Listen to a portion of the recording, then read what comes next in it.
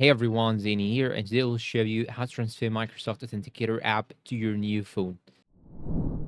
Okay, now we need to know that this process can be done from iOS to iOS, from Android to Android, but not vice versa. So you cannot do it if you have an Android and you want to switch to the iOS, or if you have an iOS and you want to switch to Android. So this cannot be done. Now, the first thing that you should do is to simply go and bring the old phone that you have. And I want you to click on these three horizontal lines or vertical lines on the top right side. Just click on them, then go and click on the settings option just right here. Once you select the settings, should scroll down until you get here this option, cloud backup. Turn this on and click on the OK button and make sure that you have this option toggled on. Once you have it toggled on, you should wait for about 3 to 4 minutes. After that, you should go and bring your new phone, download the Microsoft Authenticator, open it, then I want you to click on restore from backup. Then now you will have to sign in using the same email that you have actually used on the old phone. So use the same email, sign in with it. And once you sign in with it, it will start the process of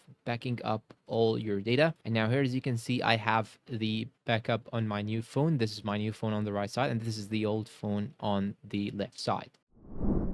That's all for today's video. If you find it helpful, please support us with like, subscribe, comment, share. Thank you for watching and goodbye.